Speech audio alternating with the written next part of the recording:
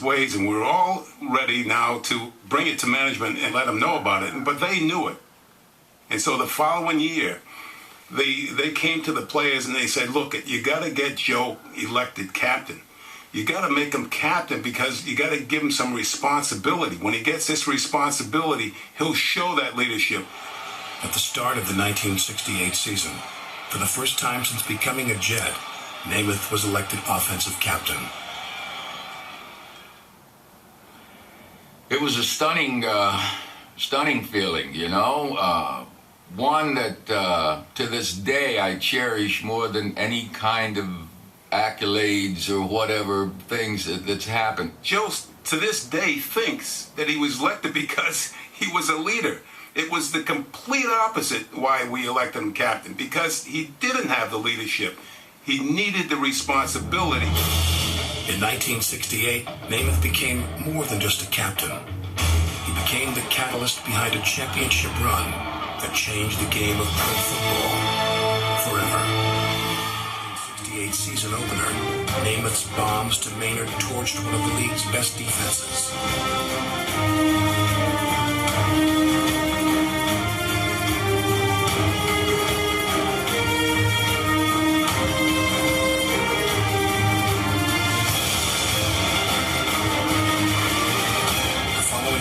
The offensive onslaught continued.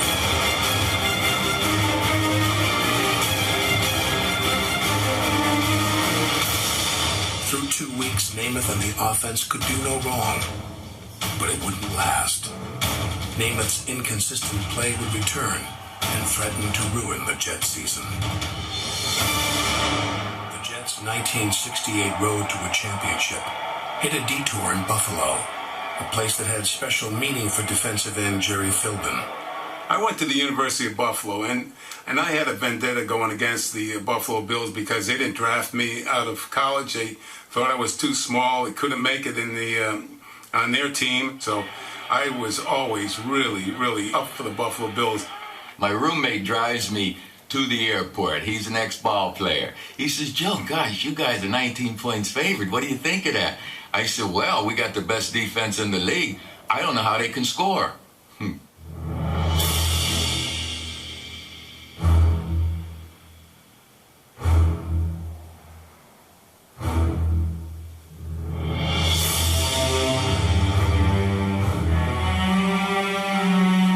Namath threw 5 interceptions. 3 were returned for touchdowns, and the Jets suffered a stunning defeat.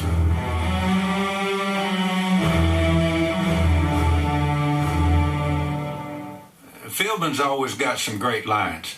And when we got ready to leave, Philbin stood up and said, Namath, this week we're wearing green. Philbin's remark paled in comparison to the tongue-lashing Namath received on the flight home. Walt Michaels, our defensive coordinator, sends for me to come up and sit down and talk to him. And I went up and I sat down with Walt, and I could feel the heat coming from that chair. He was seething. I mean, and he's no linebacker, you know. Walt was seething, and he explained to me that we had the best defense in the league. That Buffalo had a rookie quarterback. What in the heck were we doing offensively trying to do that? And you know what? I agreed with him. I agreed with everything he said. He was right. The next week against San Diego, Namath chose a cautious approach and did not throw an interception.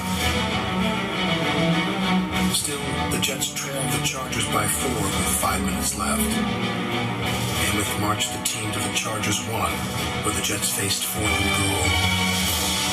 Namath calls it outstanding, and here's a handoff.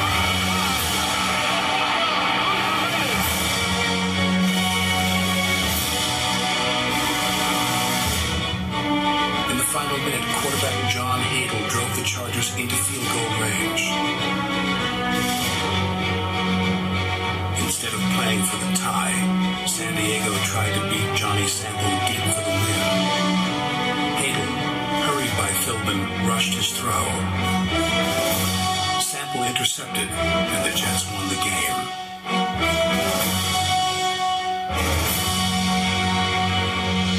The Jets appeared to be back on a winning track. but old habits die hard.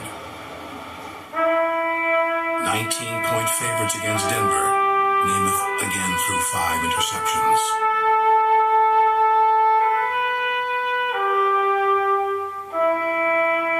In the final seconds, Namath had a chance to salvage a tie.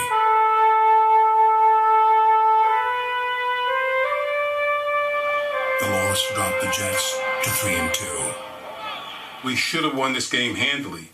Joe Namath went out and had his worst game ever. Even after the game, he said that he stunk. And he did stink. Namath had regressed, and defensive coordinator Walt Michaels was furious. Instead of again confronting Namath, Michaels met with the one player he knew could get Namath's attention, number 22, Jim Hudson. Hudson was Michaels' starting safety, but more importantly, he was Namath's best friend on the team. The thing that changed, I think, our whole season, Walt Michaels went to Jim Hudson after that game and said, "You got to talk to Joe. You got to tell him to take the pressure off himself. Put it on the defense. We've got a great defense. Let the defense make the opponent make the mistakes." And you know something? Joe heeded that advice. We had a team for once. We had a team and the momentum was really on the way. Against the Oilers, the Jets trailed by 1 with less than 5 minutes to play.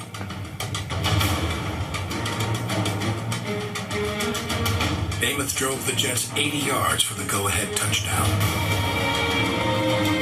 On the ensuing kickoff, Philbin's hit sealed the victory.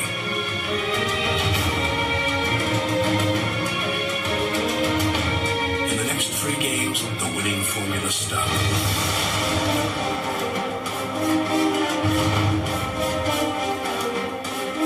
The AFL's #1 defense continued to force turnovers.